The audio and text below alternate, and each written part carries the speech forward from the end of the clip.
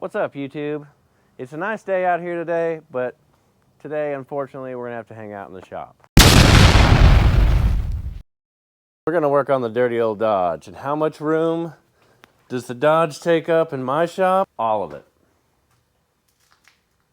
If you've seen the short I posted, then you know that it was running rough and that number one injector is down. So I'm gonna open it up and do a little bit more testing before spending all that money on ordering injectors.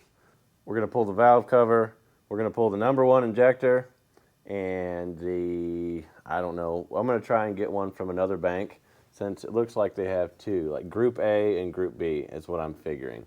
So we're gonna try and pull one here and maybe one back there and just make sure that this one follows. We're also gonna do an ohm test and see if that's, if there's something, it'll tell us something right there, right off the bat. My buddy hooked his computer up to it and it said that number one injector was, number one cylinder is having an issue and he can shut each injector off. So he said it was a little bit weird that when he would turn off number one, it seemed like it got quite a bit worse, and I'm not sure exactly what they read on, but he said they should be like 104 or something like that, or within 4 of like 104, like 108 to 100 or something of that nature. I'm not really, I don't know. But anyways, number one was at 88 and everything else was showing 104. So it's number one cylinder for sure. And hopefully it's just an injector, which that's probably what it is. What happened is I was driving the truck, taking my wife to get her car because it had a turbo issue and we just got it fixed. Made it about 2 miles down the road and it just started missing. I was like fifth gear, rolled through a corner, started puh. So I knew that, something was up. So I turned around and brought it home.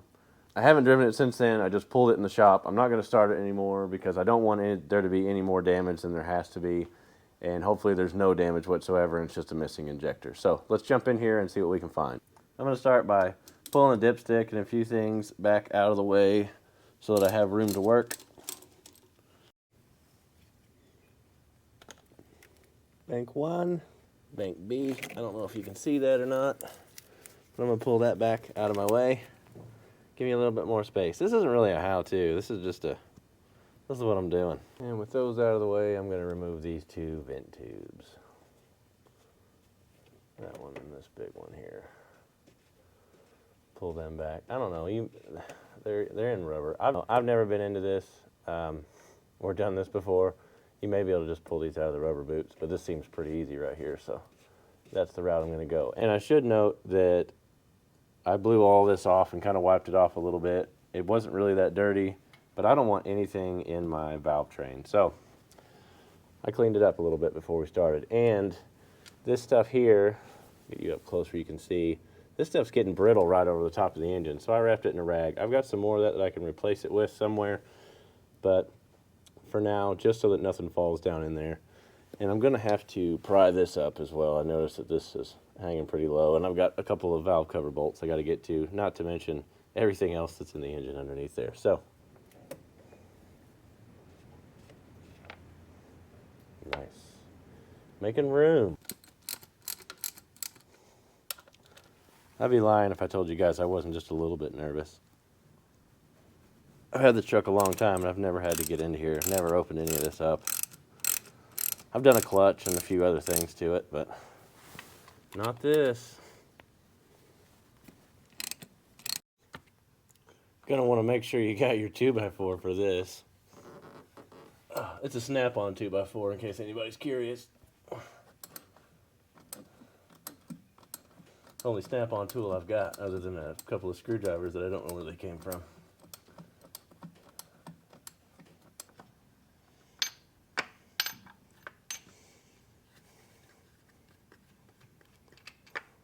Looks like they got keepers in them. The ones in the back were not fun. I had to take just a socket because they're recessed and put a socket on top of it and just kind of, take it out. Alrighty. This should come loose now. I've never had to hit my truck before. I guess I did hit it with a skid steer. If you didn't see that, go check that video out, huh? Pop that loose. if I can. There we go. Gouge it with a screwdriver, you know how it's done.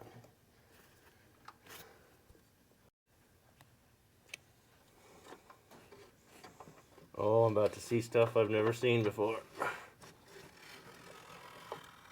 I never really wanted to see, to be honest. Alright, so these are our valves.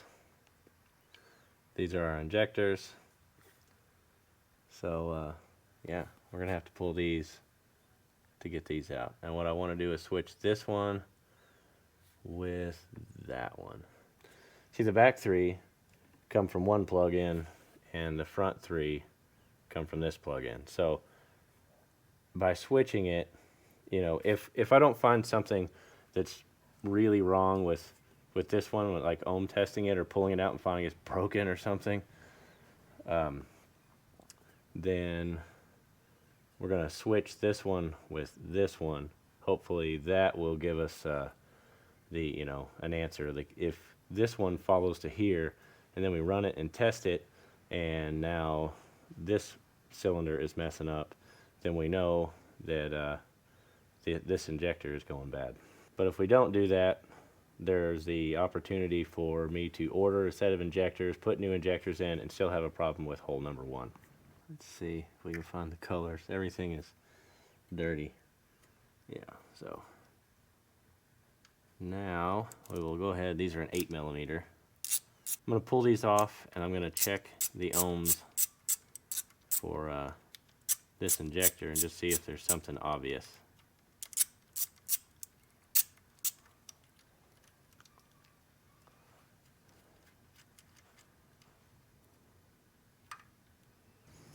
Alright guys, so I've got these 2 wires off of this injector. I took 2 off of here just as a test, like a control, but at the same time I really shouldn't have to remove those because they're just going to a dead end. So it just means that the bolt on top of these would be longer. So now I'm going to do my little ohms test here, which I don't know which setting it needs to be on, and I don't have the one that adjusts itself to what you need, but I got it on the old squeaker in ohms, so we'll see. Get it where you guys can see that I'm touching. I'm getting nothing out of this first one. And I'm getting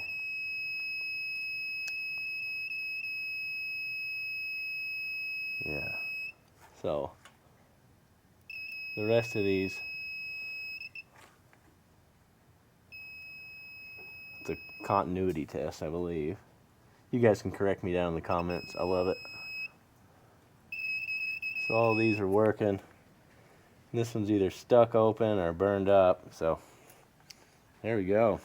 That really puts me on this one being bad. So I probably won't do a switch because it's really not worth it.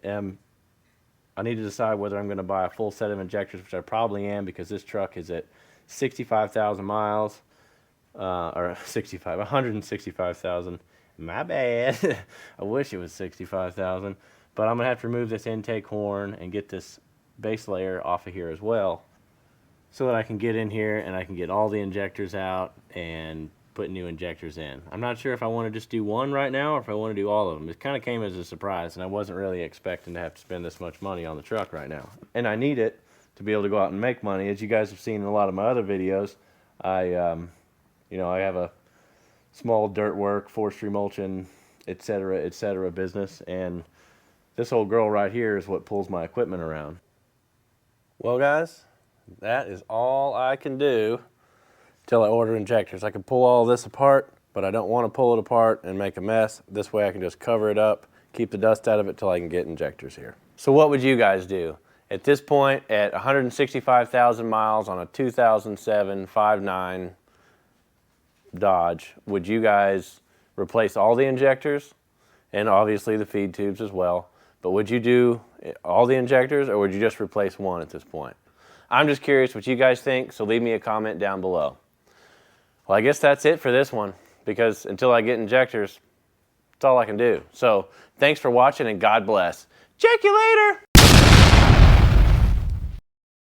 Also, for those of you who've been keeping up with the tractor stuff, it's getting real close to going into the shop. So yeah, if you haven't seen that stuff, go back and check it out. And if you have, more's coming. Get out of here, wasp. Hold your ground.